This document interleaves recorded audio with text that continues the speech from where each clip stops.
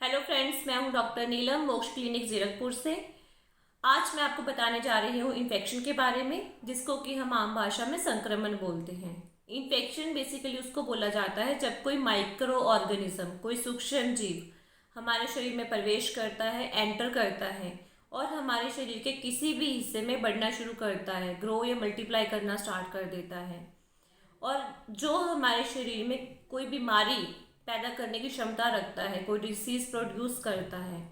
उसको इन्फेक्शन कहा जाता है। और इसमें क्या होता है, जब माइक्रो ऑर्गेनिज्म, सूक्ष्म जीव हमारे शरीर में प्रवेश करता है तो हमारे शरीर की जो इम्यूनिटी है वो एकदम से एक्टिव हो जाती है और उसके खिलाफ फाइट करती है, उसके खिलाफ लड़ती है ताकि उसको हमारे शरीर से बाहर निकाल सके। इसमें जो माइक्रो ऑर्गेनिजम्स हैं वो भी कभी कभी टॉक्सिन्स प्रोड्यूस करते हैं, या हमारी बॉडी की जो इम्यूनिटी है, जो इम्यून सेल्स जब आपस में फाइट करते हैं तो वो भी कुछ टॉक्सिन्स प्रोड्यूस करते हैं, जिसकी वजह से हमारे शरीर पर नेगेटिव इफेक्ट पड़ता है। मतलब हमारे शरीर के लिए वो नुकसानदायक होते हैं, हार्मफुल होते हैं। तो इसी को हम जो है जनरल भाषा में इन्फेक्शन बोल देते हैं। हर तरह का इन्फेक्शन बीमारी क्रिएट करे ऐसा ज़रूरी नहीं। कई बार सिंपली माइक्रो ऑर्गेनिज्म आपकी बॉडी में प्रवेश करता है, लेकिन आपके शरीर की इम्यूनिटी स्ट्रांग होती है तो वो वहाँ पर कोई भी प्रॉब्लम क्रिएट नहीं कर पाता है। तो ऐसे में हम उसको कैरियर बोल देते हैं। लेकिन अगर आपकी इम्यूनिटी कमज़ोर है, रोगों से लड़ने की क्षमता कमज़ोर होती है, तो ये जो सूक्ष्म जीव है, माइक्रो ऑर्गेनिज्म है, ये आपकी बॉडी में नेगेटिव इफेक्ट लेकर आते हैं। आपकी जो टिश्यूज है, सेल्स है, उसको डिस्ट्रॉय करने की क्षमता रखते हैं, पावर रखते हैं। अब इसकी वजह से कोई भी अगर बीमारी होती है तो उसको इन्फेक्शियस डिसीज बोल दिया जाता है।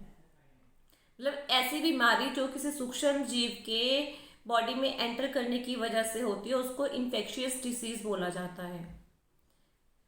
और इसमें से कुछ डिसीज, कुछ बीमारियां ऐसी होती हैं जो एक से दूसरे में ट्रांसफ़र हो जाती हैं। मतलब एक इंसान से दूसरे इंसान में जो बीमारी ट्रांसफ़र हो जाती हैं, चाहे वो किसी माध्यम से हो, उसको कम्युनिकेबल डिसीज बोला जाता है या फिर कॉन्टेजियस। सारे इन्फेक्शियस डिसीज, मतलब सारी ऐसी बीमारियां जो इन्फेक्शन की वजह से होती हैं, कम्युनिकेबल या कॉन्टेजियस नहीं होती। मतलब एक से दूसरे को फैले ऐसा ज़रूरी नहीं होता है। इसमें जो भी माइक्रो ऑर्गेनिजम्स हैं, जो सूक्ष्म जीव है, वो कौन कौन से हैं? इसमें है जैसे बैक्टीरिया है, वायरस है, पैरासाइट्स है, फंगस है, प्रायॉन्स है। अगर बैक्टीरिया की वजह से इन्फेक्शन होता है बैक्टीरियल इन्फेक्शन बोल दिया जाता है। वायरस की वजह से होता है तो वायरल इन्फेक्शन बोल दिया जाता है। पैरासिटिक इन्फेक्शन है, जैसे कि वर्म्स होते हैं, कीड़े होते हैं, उसको बोल दिया जाता है पैरासिटिक इन्फेक्शन। अगर फंगस की वजह से होता है तो फंगल इन्फेक्शन। प्रायॉन्स की वजह से होता है तो प्रायॉन्स इन्फेक्शन। मतलब जिस माइक्रो ऑर्गेनिज्म की वजह से इन्फेक्शन होता है उसको उसी का नाम दे दिया जाता है। इसमें अब जो माइक्रो ऑर्गेनिजम्स है वो एंटर कैसे करते हैं बॉडी में? वैसे तो हवा में इतने सारे माइक्रो ऑर्गेनिजम्स हैं, ये बेसिकली एंट्री जो है उसी की बॉडी में करते हैं जिसका इम्यून सिस्टम वीक हो सकता है कि पहले वो इंसान हेल्दी था, उसका इम्यूनिटी स्ट्रांग थी, लेकिन उसको कोई प्रॉब्लम क्रिएट हुई, कोई बीमारी हुई, कोई डिसीज हुआ जिसकी वजह से इम्यूनिटी वीक हो गई,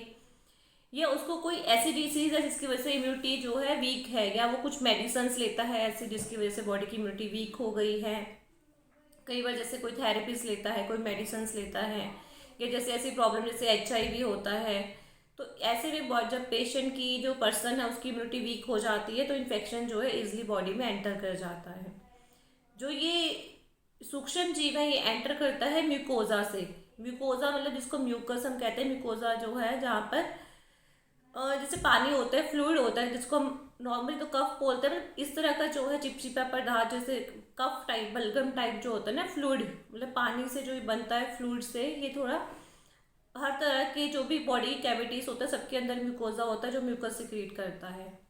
तो ये नॉर्मली होता है हमारी बॉडी को इन्फेक्शन से या किसी भी तरह के पैथोजन से बचाने के लिए। मतलब जो भी माइक्रो ऑर्गेनिजम्स बीमारी क्रिएट करता है उसको हम पैथोजन बोल देते हैं। तो किसी भी तरह का कोई भी बैक्टीरिया है, वायरस है, पैरासाइट है, फंगस है, बॉडी में एंट्री ना कर पाए तो इसलिए जो है म्यूकोजा जो म्यूकस सिक्रीट करता है, जो फ्लूइड सिक्रीट करता है, वो इससे बचाता है। अब ऐसे है जैसे आइस है, नोज़ है, आपके कान है, मुंह है, एनस रीजन है, वजाइना है, यूरिन है, यूरिथ्रा है, मतलब ऐसे एरियाज में जब आपकी जो म्यूकोजा है ये म्यूकस सिक्रिएट करता है, नॉर्मली ये बॉडी की इम्यूनिटी को शो करता है। मतलब इसमें इम्यून सेल्स होते हैं जो कोई भी इन्फेक्शन आपके शरीर में नहीं होने देते, लेकिन किसी कारण से आपकी बॉडी की इम्यूनिटी वीक हो गई और ये माइक्रो ऑर्गेनिजम्स ने आपकी बॉडी में एंटर कर लिया किसी भी पार्ट से, मतलब किसी भी उस रास्ते से, तो अब ये आपका जो भी सूक्ष्म जीव है ये जहाँ से एंट्री करी, हो सकता है वहीं पर ग्रो या मल्टीप्लाई करे, या हो सकता है वहाँ से डीपर पार्ट तक चला जाए, डीपर पार्ट में फिर आप ग्रो या मल्टीप्लाई करें, बढ़ना स्टार्ट करें, या फिर खून के थ्रू, मतलब ब्लड के थ्रू ये पूरी बॉडी में भी सर्कुलेट हो सकता है, पूरी बॉडी में भी जो है प्रॉब्लम क्रिएट कर सकता है। जो माइक्रो ऑर्गेनिज्म है, जो सूक्ष्म जीव है जिसने आपकी बॉडी में एंट्री की है, जो इसने आपकी बॉडी में प्रवेश किया है, वो कितनी प्रॉब्लम आपके शरीर में क्रिएट करता है ये डिपेंड करता है पहला तो पैथोजन पे, मतलब कि आपको इन्फेक्शन किससे हुआ है, बैक्टीरिया से हुआ है, वायरस से हुआ है, पैरासिटिक इन्फेक्शन हुआ है, फंगल हुआ है। अब इसमें मान लीजिए कि जो पैथोजन है उसने एंट्री की, अब जिस पैथोजन ने एंट्री की है वो कितना हार्मफुल हो सकता है, वो कितना टॉक्सिन प्रोड्यूस कर सकता है, क्योंकि कुछ केमिकल्स होते हैं जो जहरीले होते हैं हमारी बॉडी के लिए, जो साइड इफेक्ट करते हैं, मतलब नेगेटिव इफेक्ट डालते हैं बॉडी के ऊपर और आपके जो बॉडी के सेल्स और टिश्यूज है उसको डिस्ट्रॉय करते हैं। तो ये डिपेंड करता है कि पहले तो किससे इन्फेक्शन हुआ है और किस रास्ते से उसने आपकी बॉडी में एंट्री की है, और उसकी शक्ति कितनी है आपकी बॉडी में डिस्ट्रक्शन पैदा करने की, डिस्ट्रॉय करने की, मतलब जो सेल्स है, टिश्यूज है, उसको नुकसान पहुंचाने की कितनी शक्ति है उसकी। इन तीनों में के बाद डिपेंड करता है कि आपकी शरीर की इम्यूनिटी, बेसिक तो आपके शरीर की इम्यूनिटी कितनी स्ट्रांग है, क्योंकि अगर आपके शरीर की इम्यूनिटी स्ट्रांग है, रोगों से लड़ने की क्षमता जो है वो बिल्कुल ठीक है, तो कितना भी डेंजरस, कितना भी हार्मफुल माइक्रो ऑर्गेनिज्म, सूक्ष्म जीव क्यों ना हो, वो आपकी बॉडी में डिस्ट्रक्शन नहीं कर सकता। इसलिए कई बार ऐसा होता है कि जैसे माइक्रो ऑर्गेनिज्म है, ये सूक्ष्म जीव है, इसने बॉडी में एंट्री तो कर ली, लेकिन आपकी जो बॉडी की इम्यूनिटी स्ट्रांग थी इस वजह से वो कोई भी प्रॉब्लम क्रिएट नहीं कर पाता बॉडी में। लेकिन ये होता है कि वो आपकी बॉडी में है, लेकिन उसने बॉडी में आपकी एंट्री तो की है, आपकी बॉडी में तो है। इसलिए इन फ्यूचर कभी भी आपकी किसी कारण से बॉडी की इम्यूनिटी वीक होती है, चाहे वो कोई भी रीज़न हो, चाहे मेडिसिन हो, चाहे कोई बीमारी हो,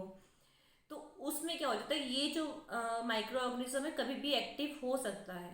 मतलब कभी भी आपकी इम्यूनिटी वीक हुई तो ये एक्टिव हो सकता है।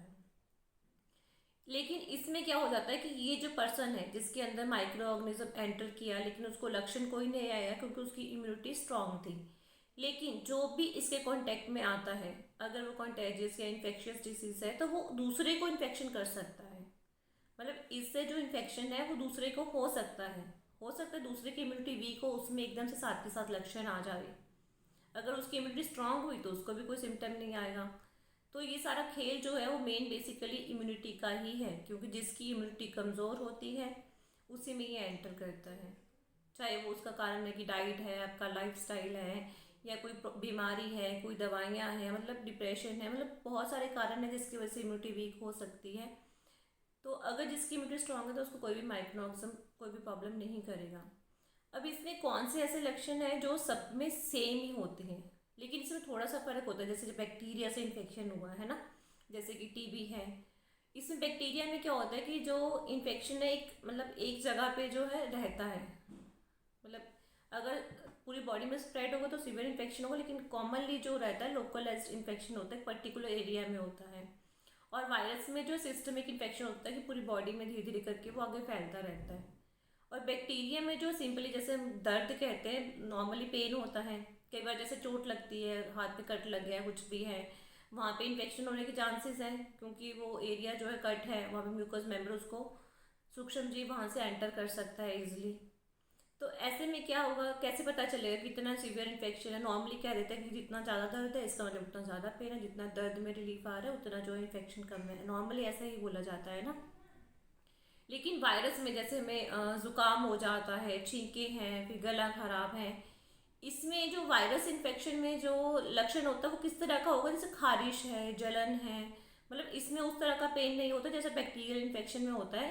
खारिश या जलन इस तरह की थोड़ी ईचिंग और पेन होता है। और इसमें जैसे कि हर्पीस वायरस है, आपने देखा है ना, हर्पीस इसमें क्या होगा कि जो वायरस है वो आपकी बॉडी में जो है साइलेंट पड़ा रहता है, इनएक्टिव हो जाता है, मतलब एक बार को ठीक हो जाता है लेकिन इन फ्यूचर वो कभी भी एक्टिव हो जाता है। तो इस तरह से कई बार ऐसा होता है कि कुछ इन्फेक्शंस जो है ऐसे होते हैं जो हमारी बॉडी में साइलेंट पड़े रहते हैं बट इन फ्यूचर कभी भी एक्टिव हो जाते हैं। अब इसमें जो मेन जो है सिम्टम जो हर तरह के इन्फेक्शन में होते हैं वो तो जैसे बुखार है, थकावट है, भूख नहीं लगना, और मेन बेसिकली क्या होता है कि जहाँ भी इन्फेक्शन होगा, मान लो कोई भी माइक्रो ऑर्गेनिज्म है उसने बॉडी में एंट्री करी, जहाँ का भी उसने एंट्री करी और टिश्यू जो भी आपका डिस्ट्रॉय करेगा, कोई सेल डिस्ट्रॉय करेगा माइक्रो ऑर्गेनिज्म, तो वहाँ के लिए हमारी बॉडी की जो इम्यूनिटी है वो एक्टिव हो जाएगी। अब वहाँ पर क्या होगा, जैसे ही वो डिस्ट्रक्शन हुई, उसने सेल और टिश्यू को जो है नुकसान पहुँचाना शुरू किया, तो वहाँ के आसपास के जितने भी इम्यून सेल्स हैं जो रोगों से लड़ने की क्षमता है उसको शो करते हैं, वो सेल्स वहाँ पर इकट्ठे हो जाएंगे। अब ये सेल्स सिग्नल देते हैं, सेल्स अपने आप को भी सिग्नल देते हैं, जो आपका आसपास का एरिया है उसको भी सिग्नल देते हैं, और जो दूर के एरिया से उसको भी सिग्नल पहुंचाते हैं ये। अब इससे होता क्या है, इससे होगा क्योंकि जो हमारे सेल्स हैं इम्यूनिटी को शो करते हैं WB से, वो ब्लड में सर्कुलेट करते हैं। तो जहाँ पर भी ये सूक्ष्म जीव एंटर हुआ जिसने वहाँ पे नुकसान पहुँचाया, उसके आसपास जो है ब्लड का सर्कुलेशन ज़्यादा हो जाएगा, ताकि ब्लड में से जितने भी सेल्स निकल के बाहर, मतलब ब्लड में से निकल के आपके जहाँ पर भी नुकसान हुआ है वहाँ पर इकट्ठे हो जाते हैं। इसीलिए जहाँ पर भी इन्फेक्शन होता है किसी भी कारण से, तो वहाँ पर जो है एरिया रेड हो जाता है, और ज़्यादा क्योंकि ब्लड सर्कुलेशन वहाँ पे इंक्रीज है तो उसकी वजह से हीट, गर्मी लगती है, जलन टाइप जो है फील होती है। दर्द होता है क्योंकि ये केमिकल्स सिक्रीट करते हैं, जो भी हमारे इम्यून सेल्स होते हैं, बैक्टीरिया जहाँ पर फाइट करते हैं, लड़ते हैं, तो कुछ ऐसे केमिकल्स सिक्रीट करता है जिसकी वजह से रेडनेस हो जाती है, स्वेलिंग हो जाती है, क्योंकि ब्लड सर्कुलेशन इंक्रीज हुआ तो ब्लड में से निकल के जो फ्लूइड है वो आसपास के टिश्यूज में इकट्ठा हो जाता है। तो इसीलिए दर्द होना, हीट होना मतलब पूरी जलन होना, स्वेलिंग होना, रेडनेस होना, ये कॉमन सा सिम्टम्स हैं जो हर तरह की इन्फेक्शन में होते ही हैं। और जब ये इम्यून सिस्टम के सेल्स और जो बैक्टीरिया, जो भी माइक्रो ऑर्गेनिज्म है, कोई भी हो चाहे, जब ये फाइट करते हैं तो इस तरह के केमिकल्स रिलीज करते हैं कि वो बॉडी में जो है फीवर, फीवर जो है इसलिए सबको होता है, चिल्स होते हैं, एक्स होते हैं, राइगर होते हैं, मतलब कि ठंड लग के बुखार होना, इसका भी एक रीज़न है। इसके लिए मैं आपको जो मेरी फीवर के ऊपर जो है आप उसको देख सकते हैं, उसमें डिटेल थोड़ा सा बताया है कि बुखार में ठंड क्यों लगती है और ये चिल्स क्यों होते हैं, ये सब मैंने उसमें बताया है। तो ये जो लक्षण होते हैं ये हर तरह के इन्फेक्शन में ही होंगे, क्योंकि इन्फ्लामेशन होगी ही होगी जहाँ पर ये माइक्रोऑर्गेनिज्म एंटर करेगा, सूक्ष्म जीव ने एंट्री करी, डिस्ट्रॉय हुआ, डिस्ट्रक्शन हुआ, तो हमारे इम्यून सेल्स बॉडी एक्टिव हो जाएगी, फाइट करेगी। तो ये कॉमन जो प्रोसेस रहता है ये हर तरह की इन्फेक्शन में होता ही होता है, चाहे कोई भी हो। थकावट है, भूख ना लगना, वजन कम होना, रात को पसीने आना, बुखार, सारे शरीर में दर्द, ये तो कॉमन से लक्षण है जो हर तरह के इन्फेक्शन में होते हैं। बाकी के लक्षण डिपेंड करते हैं कि किस तरह के पैथोजन से आपको प्रॉब्लम क्रिएट हुई है और किस रूट से उसने एंट्री की है। मान लीजिए कि आइस है तो आइस में रेडनेस रहेगी, स्वेलिंग है, नोज है तो कोल्ड रहेगा, स्नीजिंग रहेगी, नाक बंद रहेगा, मुंह है तो मुंह में छाले हो सकते हैं, टॉन्सिल्स हो सकते हैं, कान है तो कान में दर्द रहेगा, पेन रहेगा, यूरिथ्रा के थ्रू है तो यूरिथ्रा के एरिया में खारिश रहेगी, जलन रहेगी, UTI होने के चांसेस है, मतलब डिपेंड करता है कि किस एरिया का इन्फेक्शन है, किस रूट से एंट्री की है, बाकी के सिम्टम्स उस पर डिपेंड करते हैं। अब इन्फेक्शन जो होता है वो इन्फेक्शियस डिसीज भी है, मतलब इन्फेक्शियस डिसीज जो है वो कम्युनिकेबल डिसीज भी हो सकता है, कॉन्टेजियस भी, मतलब एक से दूसरे को ट्रांसफर हो सकता है डायरेक्ट कॉन्टैक्ट से या इनडायरेक्ट कॉन्टैक्ट से। डायरेक्ट मतलब किसी को स्किन है या मतलब डायरेक्टली किसी को टच कर लिया, मतलब स्किन प्रॉब्लम है जैसे, या फिर सेक्सुअली ट्रांसमिटेड डिसीजेज जो होते हैं जैसे HIV है, हेपेटाइटिस B है। इनडायरेक्ट मतलब कि जैसे वो पर्सन जिसको इन्फेक्शन है उसका जैसे टॉवल है, क्लोथ्स है, यूटेंसिल्स है, या कोई भी ऐसा सामान जिसको उसने यूज़ किया और उसको किसी और ने यूज़ कर लिया, तो वो जो है एक से दूसरे को ईजिली जो है फैल सकता है। अब इसमें सेकंड होता है जैसे कि नॉर्मली एक तो जैसे हवा है, हवा में हम डेली सांस लेते हैं, इनहेल करते हैं, एक्सहेल करते हैं, पता नहीं कितने सारे करोड़ों अरबों माइक्रो ऑर्गेनिज्म इस हवा में घूमते हैं। तो ऐसे माइक्रो ऑर्गेनिज्म जो है हवा के साथ अंदर जाते हैं और कभी भी कोई भी प्रॉब्लम क्रिएट कर सकते हैं अगर आपकी इम्यूनिटी वीक है तो। दूसरा, अगर किसी को पर्सन को इन्फेक्शन है, खांसी है, बलगम है, छींके हैं, जुकाम है, मतलब रेस्पिरेटरी डिजीज या कोई और प्रॉब्लम्स, तो ऐसे में जब पेशेंट खांसता है, हंसता है, बोलता है, तो मुंह से जो ड्रॉपलेट्स है वो म्यूकस या सलाइवा, वो ड्रॉप्स जो है आसपास गिर सकते हैं, डायरेक्ट आपके ऊपर जो आते हैं, तो उसकी वजह से इन्फेक्शन हो जाता है। या फिर मान लीजिए कोई पर्सन था, उसको छींके बलगम हुआ, उसने ड्रॉपलेट्स जो थे वो हवा में फैल गए, आपने किसी चीज़ को टच कर लिया और अपने फेस को उसे टच कर लिया, तो ऐसे में भी जो है स्प्रेड हो जाता है, एक से दूसरे को फैल जाता है।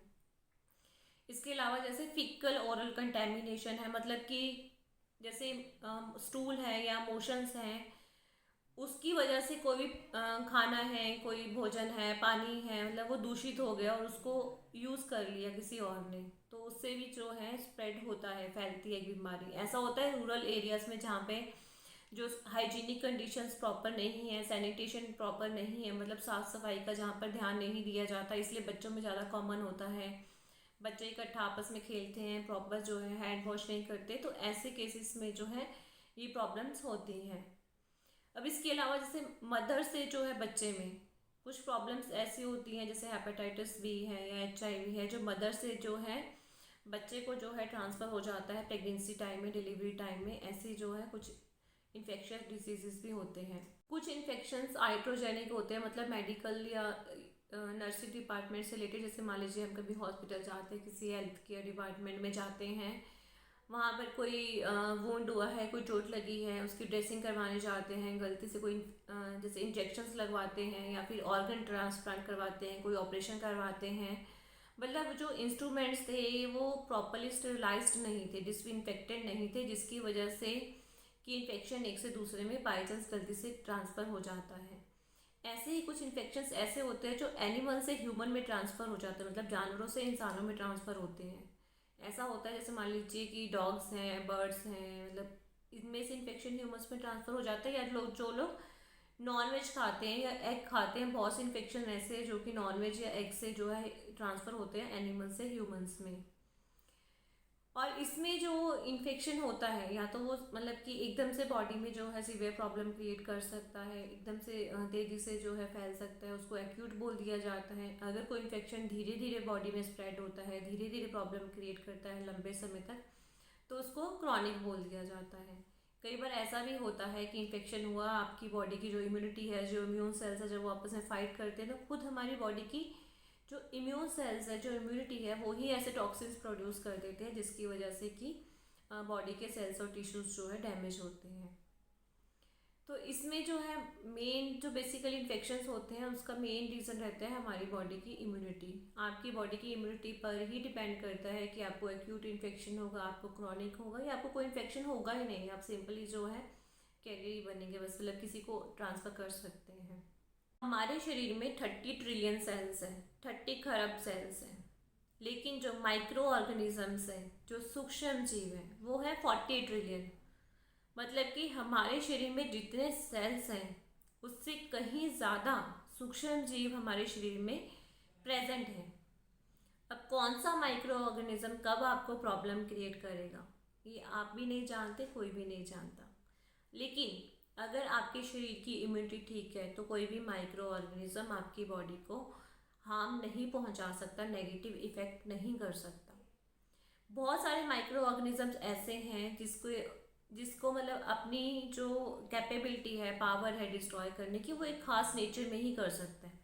जैसे कि मान लीजिए एग्जांपल स्टेफाइलोकोकस है, वो बैक्टीरिया है, लेकिन वो स्किन पे प्रेजेंट है, लेकिन वो स्किन पे कोई प्रॉब्लम क्रिएट नहीं करेगा, कुछ भी क्रिएट नहीं करेगा।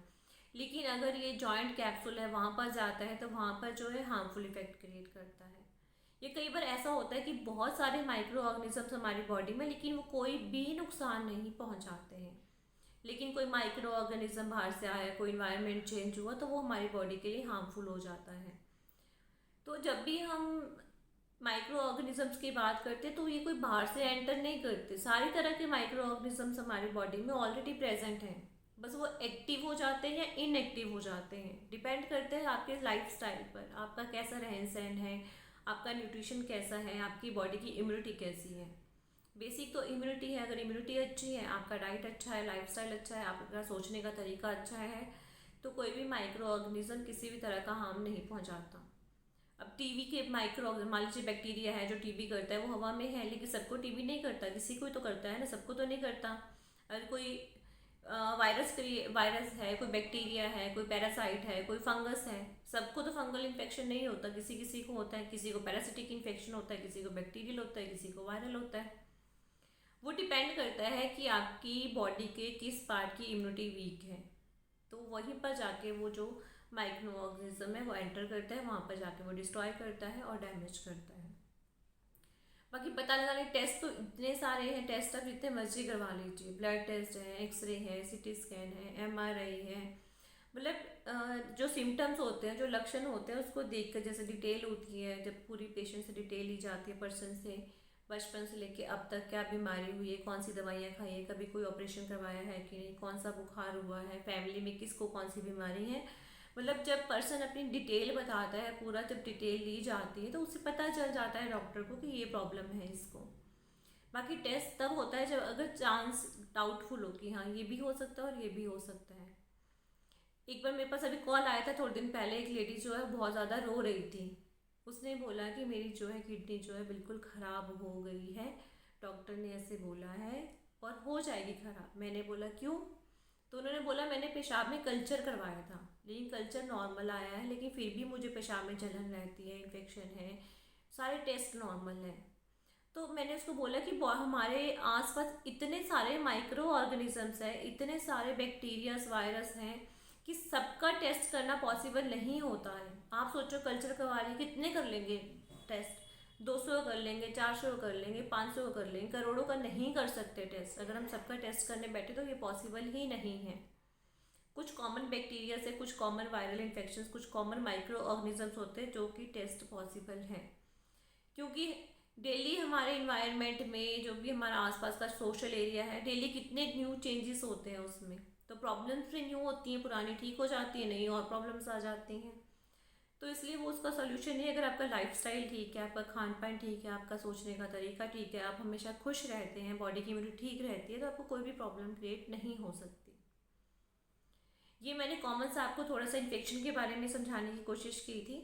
अगर आपको फिर भी कोई क्वेरी है, कोई क्वेश्चन है, तो आप मुझे जो है कॉल कर सकते हैं, व्हाट्सएप कर सकते हैं। Thank you.